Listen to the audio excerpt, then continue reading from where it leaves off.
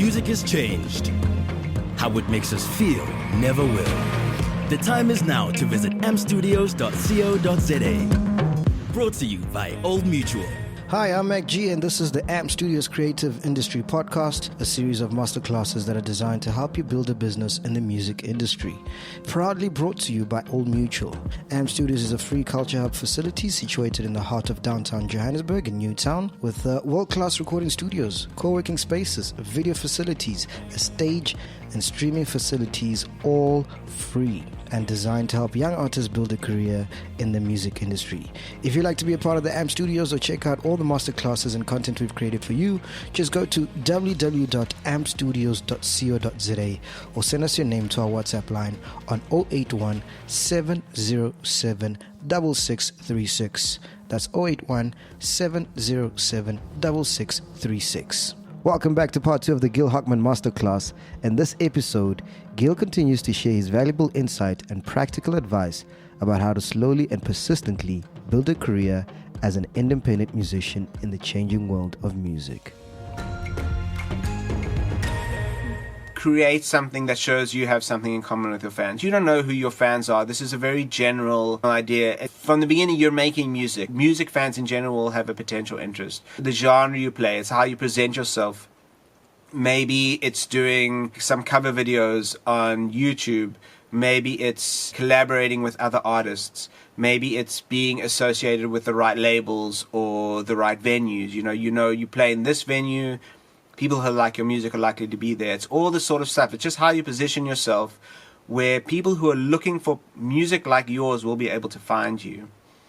And once they're in that space, it's letting them know more about you.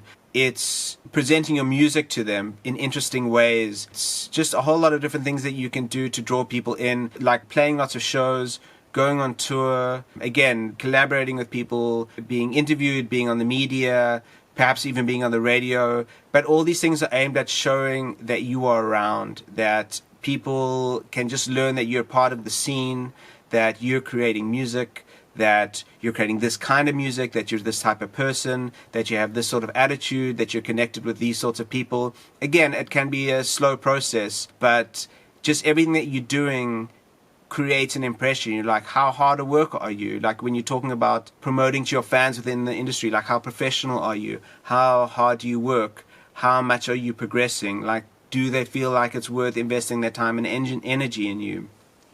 And it's the same for fans. Like, are you around? If I'm buying the CD and I'm going to really enjoy it, do I get to see you play live? Or is there going to be 1 year before another CD or 5 years before another CD? You know, just giving people the impression that there is something here to be a part of. Then you move into the permission stage where you actually, the simple way of thinking about this is just your mailing list or your WhatsApp groups. And this is the real valuable thing, is once people get to know you and you start interacting, get them onto your mailing list, get them onto your WhatsApp group. Get a way to communicate with them that takes you out of just the randomness of social media and the press and just playing gigs. Get people onto your list so now they're in your phone book. Whenever something's happening, you can let them know.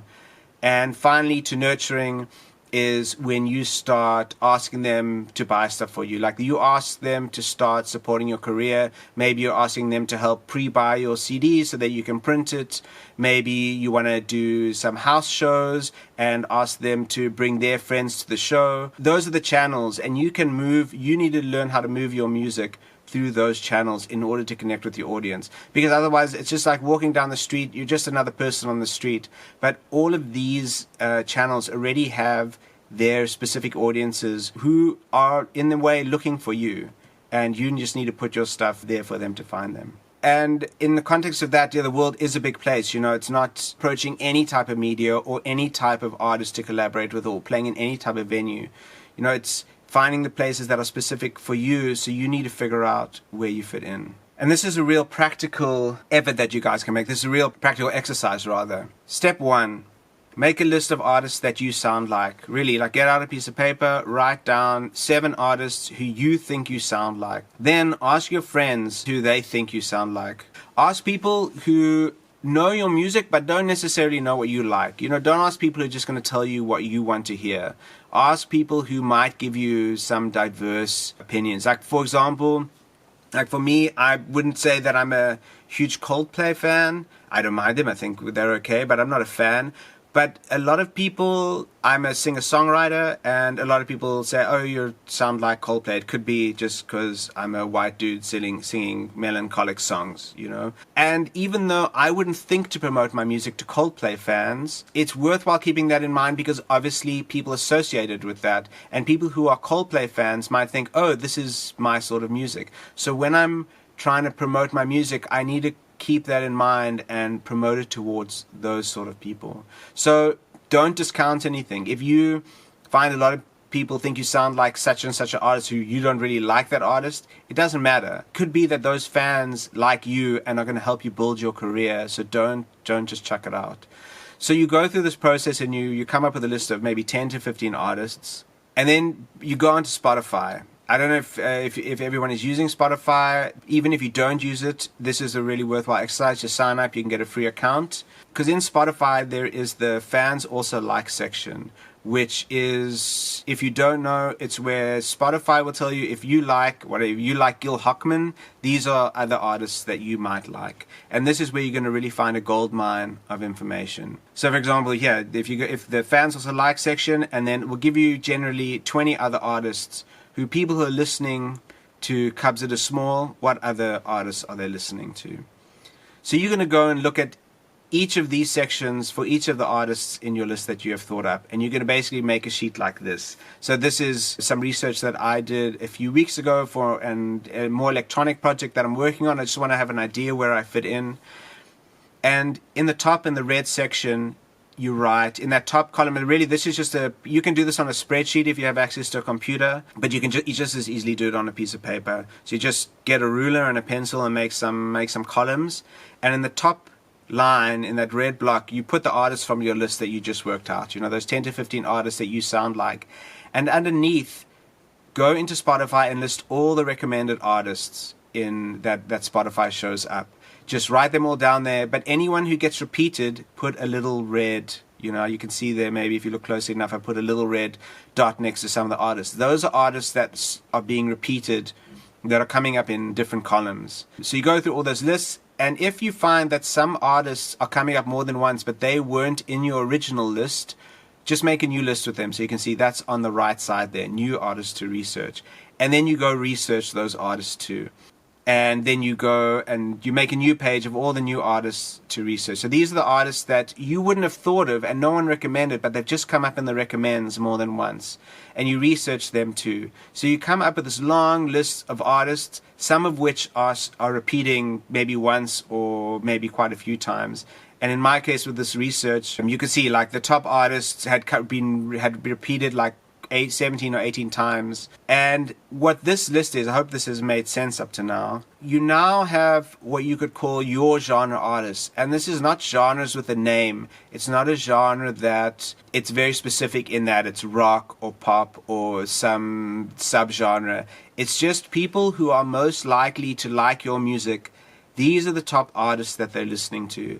And this is when you start thinking about how you fit into the world and how you're going to start looking for your fan base and how you're going to start finding people who are into your music, having a list like this is really a gold mine, because it means you're not just wandering around aimlessly. You actually have like a focused starting point where you can start looking at labels and media and other artists and venues. It's not just totally random. It's actually, you have a good idea that the people who are going to these venues, listening to this music from these labels or listening to these artists, have a good chance of liking the music that you're making too. So once you've made that list, we're going to put that aside for just a moment. But also in Spotify, there are sections called Discovered On and Where People Listen. And you'll be able to see it here. This is in the About section. Discovered On is the playlist that people are being listened to on, where people are finding out that music. And Where People Listen is literally the locations. And these are both really useful pieces of information to have. So once you've got those top 20 artists, these ones, once you have this list, for each of these people, go and see what playlists they're being listened to on and where people are listening. Because it could be that a town in Spain somewhere that is really into your genre, and it makes it then really worthwhile to look at the venues in that town, who's playing there, what other artists are playing there. Maybe some of those artists you could communicate with. Maybe you could go on a tour of Europe with one of those artists. Maybe you could, if that was too much at the moment, maybe you could just collaborate with them, put tracks together over the internet.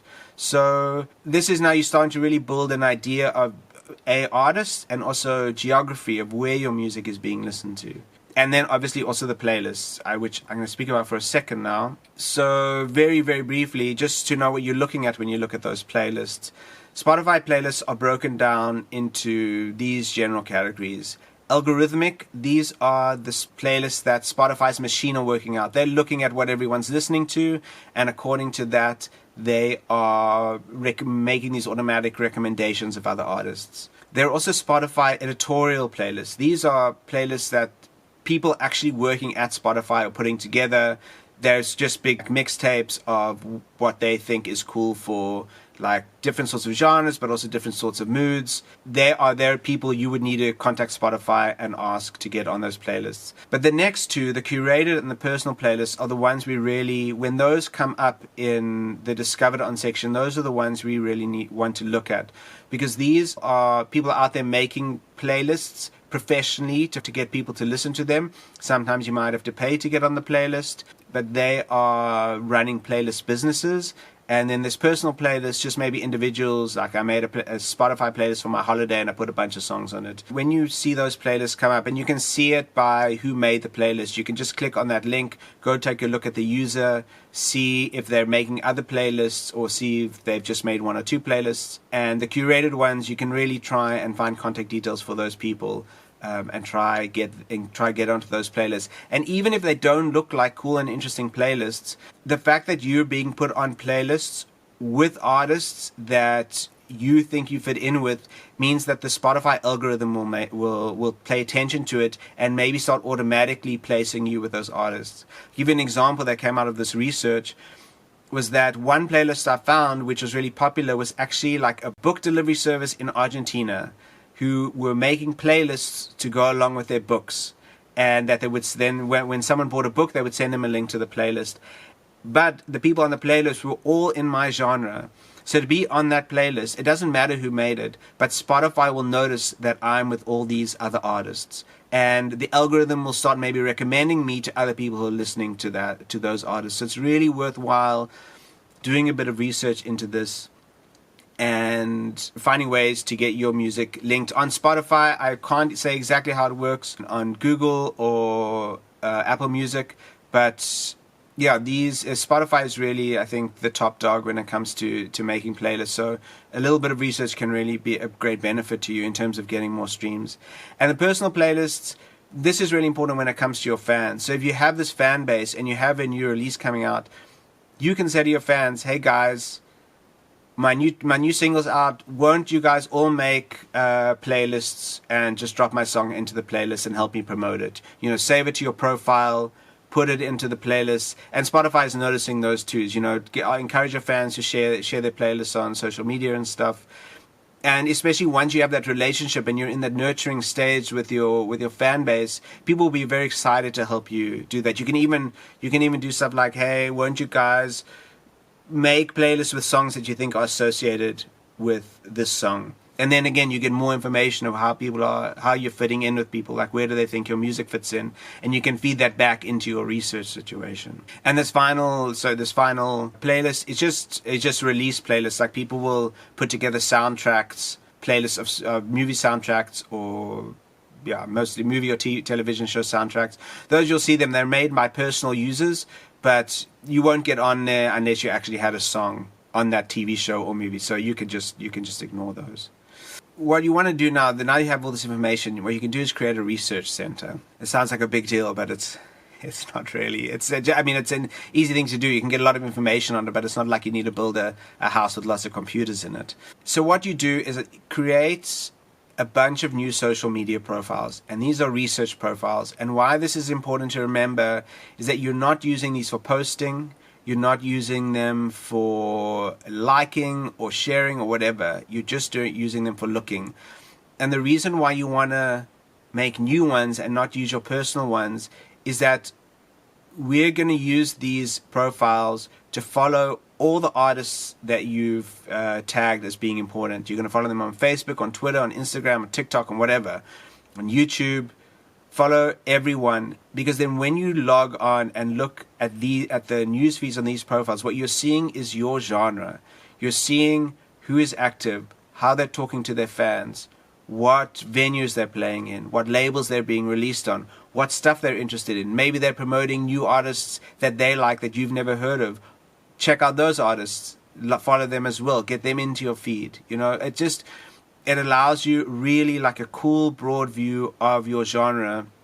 And once you have all those people, you can then go back. If you find that you want to interact or communicate, you can go back into your artist page and then start communicating. But this will allow you to build like a huge database of information that will become helpful in your career.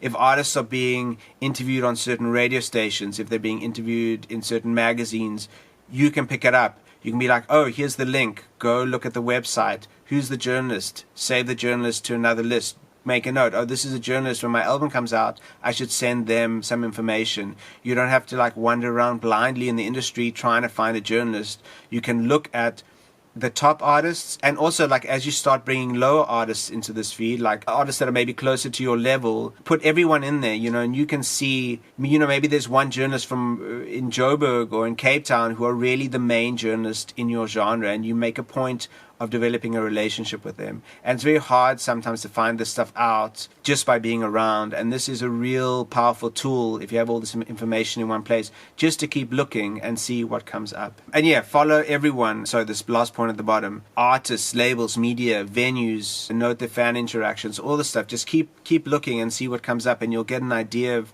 maybe the people you really want to get in contact with and build a relationship with. And the same goes for locations. Like, go look at your locations. What venues are in those locations? Which artists are playing there? What media's from there?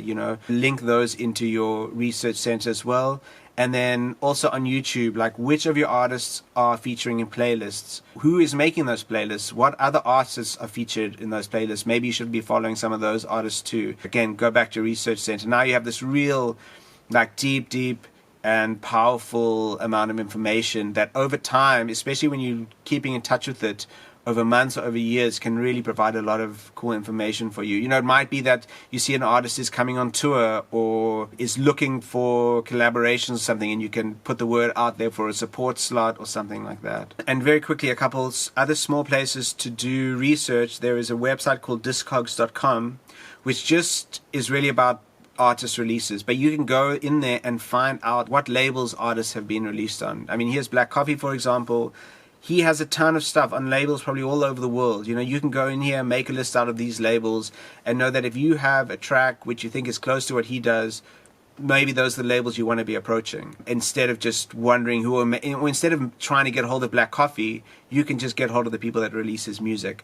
And you can Google anyone, and you can search anyone on Discogs. Some artists will have more, some artists will have less, but go through it and see all the labels. You can run it in the same way that you did for getting that second level of artists. Put all your artists through here, see which labels are coming up often, and mark those as labels that you want to develop a relationship with. And the same way, there's sites called Songkick and Bands in Town, which are for touring. You can go see what past shows people have done, see where they're playing, what towns they're going to, what venues they're playing in, sort of build a picture of maybe more of a picture of what locations you should be looking at. And once this is done, we go back into our fan building process. Introduce yourself, which is really just letting people know that you're there, like liking, commenting, sharing, and most importantly, complimenting. Everyone loves a compliment. It's the easiest way to get someone's attention. Just tell them what you think they're doing is great. Really, it's super simple. You don't talk about yourself. Just say, man, I love your stuff, or I love this track, or I love what you're doing. Can't wait to see you when you come through on tour, all that stuff. Let them know that you're there. People pay attention to that sort of stuff. You might not think it, but if that comes up a couple of times, people will be like, oh, okay, this person's really into what I'm doing. That's really cool. I really appreciate it.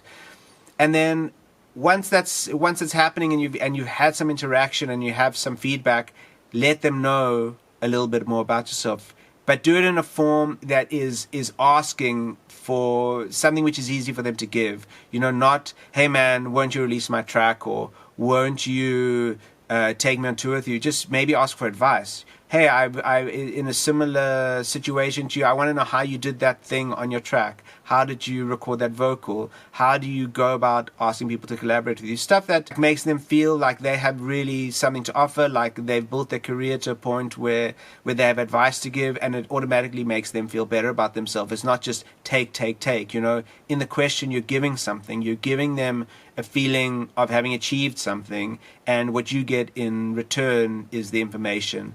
And so that's always something to keep in mind. Like, you don't just want to be trying to take from people. You want to be able to make it always a balanced sort of interaction. And only then, once you have this sort of conversation going, ask them, would it be cool for me to send you a track? If it's someone on your level, would you be interested in maybe doing a track together sometime? Before just jumping into that, build the relationship first. They might not think of you as a friend, but they might think of you as some sort of professional acquaintance who they're happy to talk to because they know how you're working. They have an idea of what you're doing, and they'll be open to sort of a next level of communication, not just you automatically want something from them. You're automatically expecting them to lift your career up to wherever theirs is. It's just not practical. People can't do it. And also people feel pressure. They're like, oh, this person just wants something from me, and it's often a turn-off. So build it up the same way you would do a friend. Like if you want someone to be your friend, you don't phone them and immediately ask them for a favor. That comes down the line when you know each other and you know you can trust each other. And once you've moved past that point, and this obviously goes for other artists, it goes for labels, it goes for media people, it goes for anyone who you want to interact, it goes for fans, Once you've moved through this progression and then you come to the nurturing phase where there isn't clear mutual benefit to working together. Maybe you have artists who you work with a lot, or labels you work with a lot, or fans who often buy your stuff, or journalists who are always interested to do a review of your work. Then it's a very equal relationship, and that's the point where you really want to get to. I hope you're enjoying this episode of AMP Studios Music Industry Podcast. Don't go anywhere. We'll be back right after these. Old Mutual Rewards is designed to educate and empower you financially while rewarding you for your progress along the way. You will receive points for taking steps towards your financial dreams, and depending on the number of financial needs you have met with certain Old Mutual products, you will earn additional points. Points can be redeemed in a variety of ways. You can reinvest your points into the savings portion of your Old Mutual money account. Alternatively, you can buy prepaid airtime, data bundles, or vouchers which you can use to shop at our reward partner stores. Voucher codes are sent to you electronically in an email or SMS and can simply be shown or read out to the cashier. It's that simple. You can even donate your points to charity.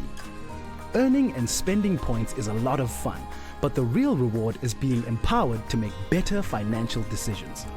Old Mutual Rewards is free and accessible to all, so take the first step towards financial freedom and sign up today at www.oldmutual.co.za/rewards.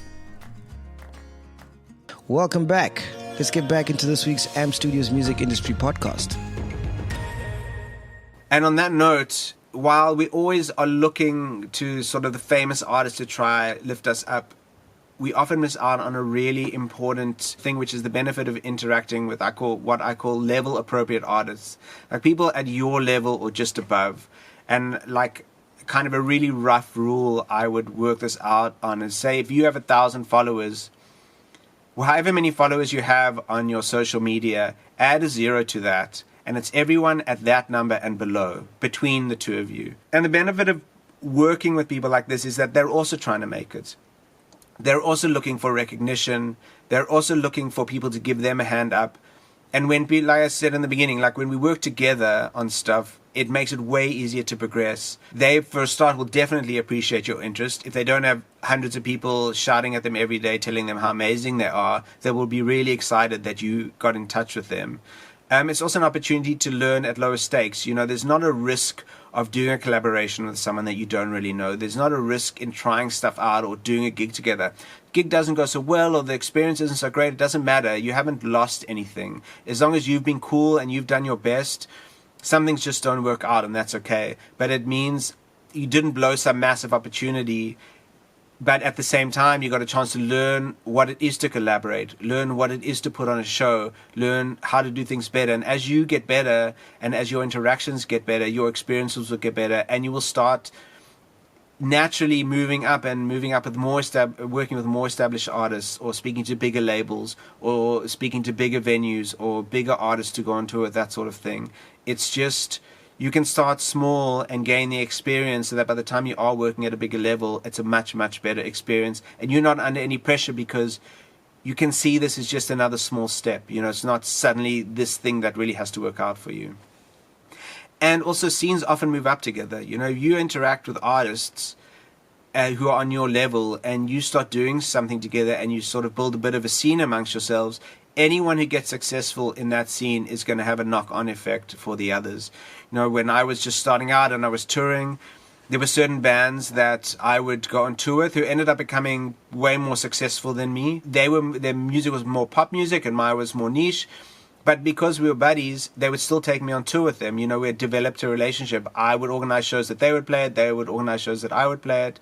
And it pulled my career along in a way that it wouldn't have been if it was just me all alone from the start. Even here, I have my contacts. I go tour in a small town.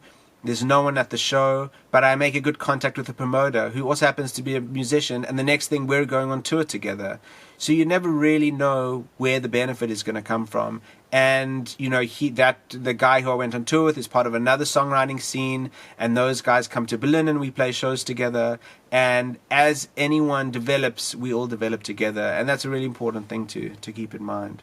And when it comes to your fans, as you're picking up fans through this whole process, collect all the details of anyone who shows interest in your music.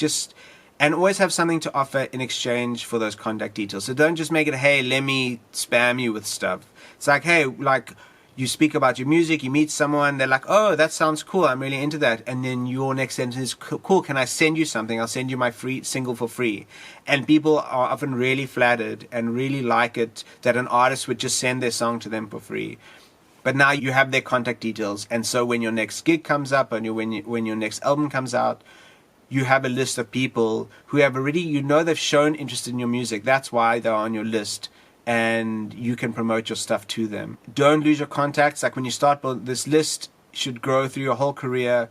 Store it online. Make sure that it's not going to disappear and you're going to lose your whole audience, basically, if you lose a piece of paper or if you lose the book that they're written in. Stay in touch with them, but give more than you ask. Don't only be in contact when you're asking them for something.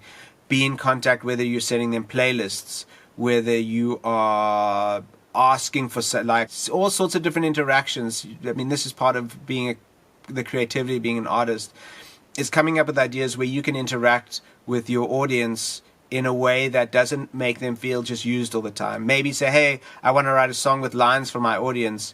Doesn't anyone want to send me some ideas? These sort of interactions, it doesn't have to be the only way you work, but don't let it be that you're only interacting with your fans when you want them to buy your CD or you want them to come to your shows. Find stuff to do in between. It doesn't have to be intense. It doesn't mean you have to be doing stuff every week or every day. But know that if you want to ask for a lot of stuff, keep in mind that you should be giving stuff back as well. Maybe even if it's discount on tickets or discount on CDs or 3 songs of the CD for free before it comes out. It can be all sorts of things, but just keep that in mind. We've looked at how to think about planning your career.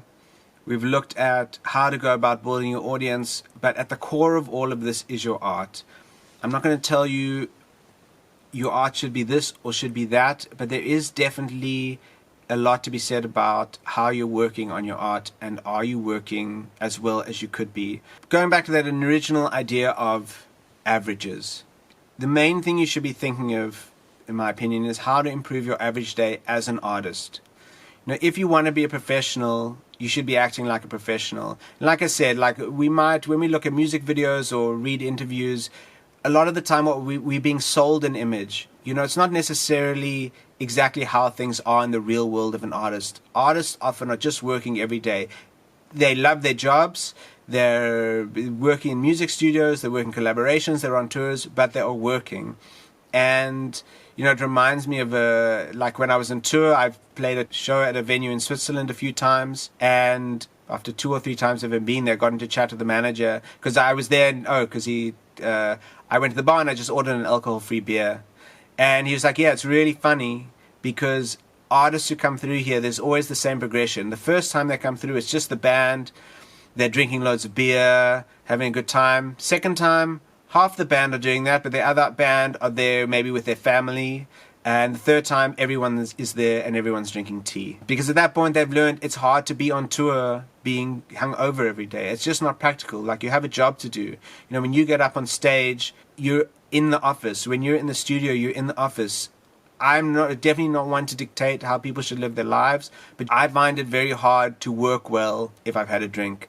And I would find that difficult in an office situation, and I find it difficult in an art situation. So if you want to be a professional, you need to act like a professional. You need to develop really good working habits, because it's that consistency and that hard work which is really it's at the deep core of your career. How well you are, how good you are at making music, like how well you work, how much you can produce, over what long period of time you can produce work for. That is really the audience and their career planning, it just all falls apart if you don't have good work to promote. And develop a habit of writing music and lyrics every day. I know this sounds like a lot, but being able to sit down and write every day will be of such a massive benefit to you that you will be really, really surprised at how fast you progress and how much stuff you learn over a period of a year or two that what you would have done if you were just sitting around waiting for inspiration. You know, this work isn't supposed to always feel good. You know, it's not possible for anything to always feel good. If something felt really great every day, eventually it would become a bit boring because it just feels the same. You know, it would lose that moment of feeling great. And if you're just waiting to write or to work on your music when it feels like it's the right time, what about all the time in between when you could be writing something else? Maybe you could have had an awful day and written a great song. You never know when that song is going to come, and it doesn't always come when it's the right moment. So just waiting for inspiration. You know, there's a really great quote by Stephen King, who's a famous author. I have another quote from him later, and it's like, amateurs wait for inspiration, professionals just get to work. And I feel like that's really the truth on a lot of things. Like, you should be writing 5 days a week at least. You should be spending a couple hours on your craft. And if you're not, then you're not actually being a musician. You're being someone who's thinking about being a musician. You should be working on it every day.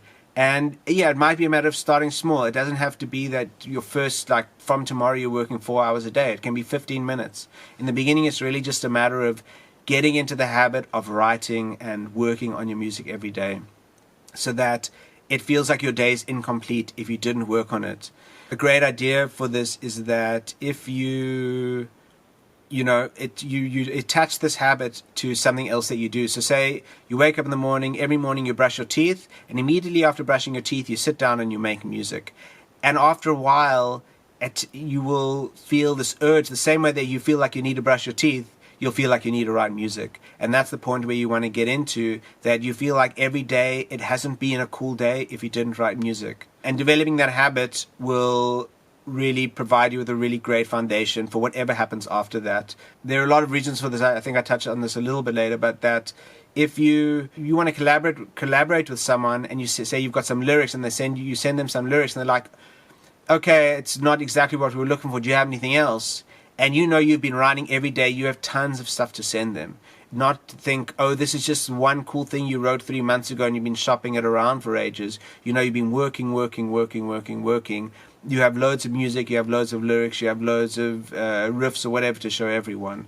And that only comes for working every day. This actually is a card that I use. You know, I have these little cards that, you know, you get them from the CNA or Pick and Pay or something. And I divide them into weeks. And every day that I work, you know, I fill in a green block. And every day that I finish a track, I do a square around it. You know, and I've done like 20, okay, this is 23. I've finished one track since I've finished this card. since I made this picture at least. So I've finished 24 tracks this year already. A lot of them are just nonsense. You know, they're not something that I'll play to like anyone but a close friend just to show them what I've been doing. But a couple of them are really great. I'm really happy with them. But I never would have made those if I hadn't made the other 20. It just wouldn't have happened. And I'm, you know, keeping track of myself, I can see really how I've been working. It's easy to think, oh, I write every day, but in reality, actually, you write once a week. And here you can see, like, sometimes I've had other projects, like I've had this workshop to put together, and for a few days I didn't write. And it's important to know, oh, it's been 5 or 6 days since I wrote. This isn't cool. I really need to get back on it again. And using really simple visual aids like this can be really helpful in keeping yourself honest and knowing how much work you're actually putting in. And something to keep in mind with all this is what you can call the secret of 70%. And this goes really alongside this talk of averages that we've had, is that you don't have to aim for 100%. You don't have to aim to write the best song every time. If you can write something to 70% of your ability, you are progressing. Not every song is going to be great. Not everything is going to be a hit. Not everything is going to be happy. You're not going to be happy with everything that you do. Things are going to you're going to feel like you couldn't really get it to where you want it to be. And that's totally okay.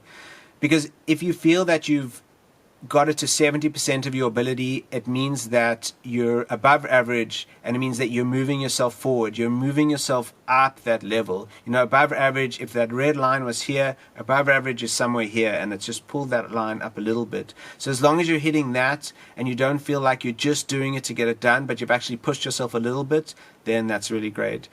And it also allows you to move forward without getting stuck chasing 100%. Now, if you want to get perfect every time, eventually you just end up you can sit for months, really. I know people who sit for months and months and months on the same song. They just can't get it finished because somehow it's just not okay. And the truth is that perfection doesn't really exist. You know, if you make one perfect song and you make another perfect song and you come back and listen to the first one, there'll be something in it that you don't like, and suddenly it will be imperfect again. So you've lost probably 10 or 20 hours or maybe days and days working on the song, that eventually there's always going to be something that you didn't notice. Get it to a point that you're happy with and move on. Stuff that maybe you're going to put on an album or is going to be released, obviously you can come back and work on it and refine it, and tweaks can always be made at a later point. But in terms of progress, in terms of progressing as an artist, you don't want to just be sitting painting one painting your whole life. You know, being an artist is like going on a journey. You know, you get to see the whole world. You get to go inside yourself and discover all these things. But if you're only ever working on one thing, it's like you're just staring at the same patch of ground, or you're staring at the same tree your whole life. You know, you want to be moving forward. Some terrains will be difficult. Some terrains will be easier. Some songs will be more inspiring, some less. But you want to be moving through them so you can look back over a year and go, I wrote 50 songs, or I wrote 30 songs. You know, which were the best? Which are the two or three which are really I'm going to take with me going forward? And you'll probably find that those 2 or 3 won't have existed without the others, because you would have learned something along the way. It gives you freedom to experiment. It gives you freedom to try different genres just for fun, and maybe pick up something that you can put back into to what you consider to be your main work. And that's really important. And in the end, 70% of your 20th song is going to be better than 70% of your first song. You will just progress. It's easy to write a verse. It's easy to write a line. It's easy to think of wanting to make an album. It's easy to think of going on tour. But, you know, that's the easiest part. You know, I had a friend at university who is watching this podcast, this workshop, and we had a joke amongst us like, well, I thought of that. I don't have to do it now. And, yeah, we kind of recognized that, yeah, it's only a very small piece of the project. You can imagine it perfectly in your head, but it's a whole different story when you want to bring it into reality.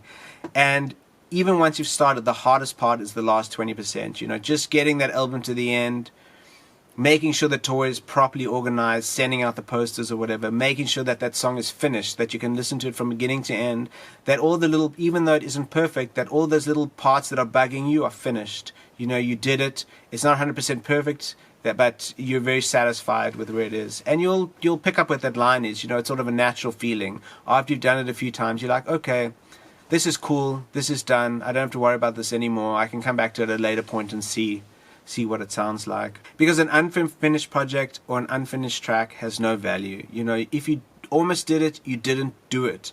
You know, if you say, yeah, I've got a lot of unfinished songs, well, then what you write is unfinished songs.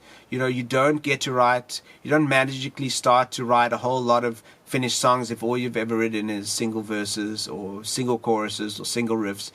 You have to be good at writing songs or to be good at doing anything, you need to do that thing. You know, and doing half of it is being good at doing half of it. It's not the same. So you learn to finish by finishing. And again, like I've said, perfection is the enemy of progress. Like if you're going to be super, super focused on just trying to make everything 100% perfect, then you're only ever going to end up doing that one thing because it'll never be finished. And finally, build a body of work. Aim for a collection of great work, not just one great track. The same way that we backcasted our career, think about how many songs you want to have written in 5 years' time or in 10 years' time. Think about what will make you proud to have done it. How many great songs do you want to have written? And think about how many songs you will need to write for that. If it means that it's, you know, I think being very generous, it might be 1 out of 10, but it's maybe like 2 or 3 out of 50. Think, okay, you got to write 50 songs a year if you really want to be great. You know, if you really want to learn, if you really want to be at the top of your game, you really need to write a lot of music and work out what that would be for yourself. Because also anyone who hears one track is going to want to hear more. Like people aren't going to hear, if you are very lucky enough to have a hit single, people want to hear you don't want to be a one-hit wonder. You know, you want to have something to back that up with. When people are like, oh, I love this track, what else do you have? A label wants to release your song, but they want to release an EP. Do you have 4 other tracks? And if you don't do them, are you confident that you could sit down in a month and write them all? Because you've been doing it anyway. You know, that's the situation you want to be in. And yeah, the more you make, the faster you will improve. If you're just waiting for inspiration, you will improve in little bits and pieces. If you're working every day, you will very quickly realize where areas of your abilities that you need to pay attention to, and you will just improve really consistently. And when you look back after a year or 2 years, you'll be quite surprised at how far you've come. And yeah, ultimately a good body of work when it comes to the industry shows that you're committed and that you're professional. It shows the people around you, maybe it's your friends and families who are unsure of your career as an artist. We've all faced that sort of thing. You know, when you're working and you can show them stuff, it helps people to know that you're working really hard. When a label is interested in signing you, it helps them when they know, wow, this person is a professional. You know, look at their body of work, look at how hard they work. We definitely want this person on our team. And yeah, that's kind of this is the end of my overall view of being an independent musician. It's an amazing place to be. It doesn't have to be the top of the top 100, but you get to work, you get to feel inspired, you get to move through your life being an artist, and I hope some of these tips are helpful and have given you some food for thought. It's obviously all of this stuff is from my experience, and it's to a greater extent my opinion. So it's just, you can put it in your toolbox as one thing for you to think about, one other set of information to use. You know, other people might have also some more information too. There were a couple of quotes there. One was from Prince, who said, yeah, it can take years and years to become an overnight success. You know, like if you look at artists, if you look at their biographies, they were all working for years and years and years before anyone discovered them, and this is the time to work for years and years and years until someone discovers you.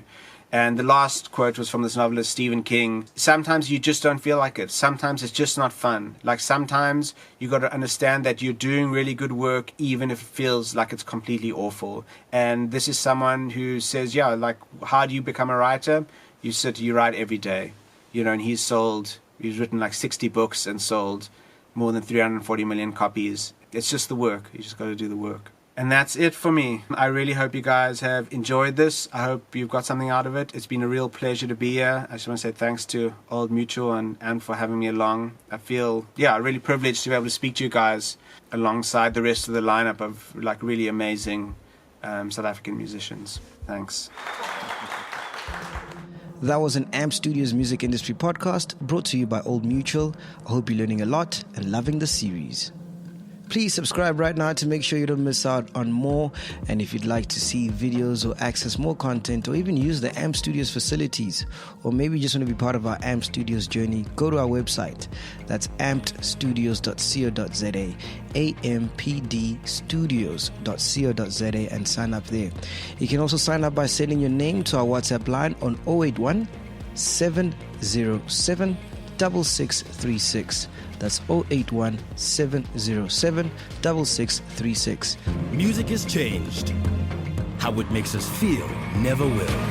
The time is now to visit ampstudios.co.za. Brought to you by Old Mutual.